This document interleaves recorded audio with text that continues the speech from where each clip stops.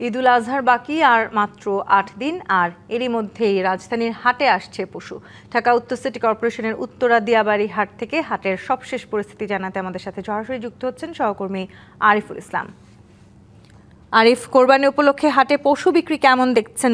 ক্রেতা বিক্রেতাদের সাথে আপনার কথা হচ্ছে কিনা, তারা কি বলছেন জানাবেন।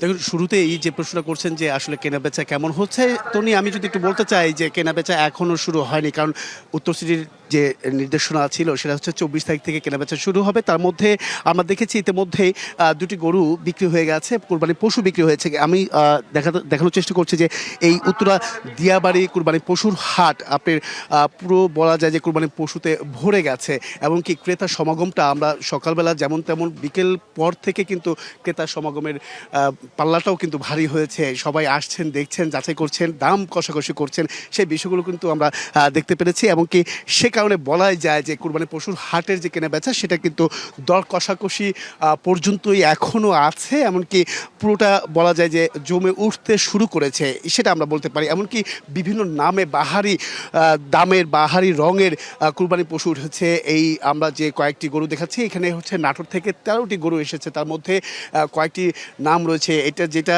গরুটা দেখতে পাচ্ছেন সেই কোরবানি পশুর নামটা রাখা হয়েছে বিক্সো, এমনকি রোনালদো যেহেতু সামনে একটি ওয়ার্ল্ড কাপ রয়েছে, সেই ওয়ার্ল্ড কাপ প্রেক্ষিতেই অনেকে এই খামারিরা বা ব্যাপারীরা তারা কিন্তু বিভিন্ন তাদের যে পছন্দের গরুগুলো যারা নিয়ে এসেছেন তাদের বিভিন্ন ধরনের নাম রেখেছেন। বিশেষ করে রোনালদো নামে আছে। আমি যে গরুটা দেখাতে যাচ্ছি এই গরুটির দাম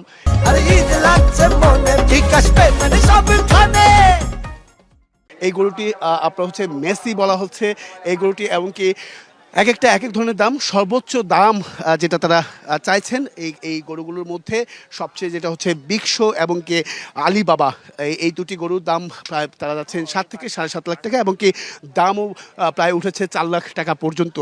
তারা আসলে এখনও দাম ছাড়ছেন না, ক্রেতারা বলছেন দাম ছাড়ছেন না, দাম ব্যাপক হারে চাইছেন, এবং কি তারা এটাও ক্রেতারাও বলছেন বা বিক্রেতারা বেশিরভাগ ক্ষেত্রে বলছেন যে এবারে মাঝারি গরুর চাহিদাটা, কোরবানি পশুর চাহিদাটা কিন্তু অনেকটাই বেশি।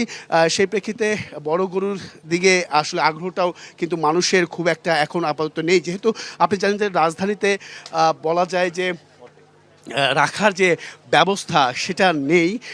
তাই তারা বলছেন দাম এখনও চড়া, দাম এখনও হাঁকাচ্ছেন, আরও কয়েকদিন বাকি আছে, আরও 8 দিন বাকি আছে। তার মানে ঈদের 2 দিন আগে ক্রেতারা আসলে দামটা ছাড়বেন কিনা সেটা আসলে প্রশ্ন রেখেছে, এবং কি অপেক্ষা করতে হবে সেই সময়ের জন্য। যেহেতু রাখার জায়গা নেই, তাই অনেকেই ভাবছেন যে কুরবানির 2 দিন আগে, একদিন আগে এই রাজধানীবাসীরা তারা কিন্তু গরু কিনে থাকেন বা ধন্যবাদ আপনাকে। তো এই ছিল আসলে।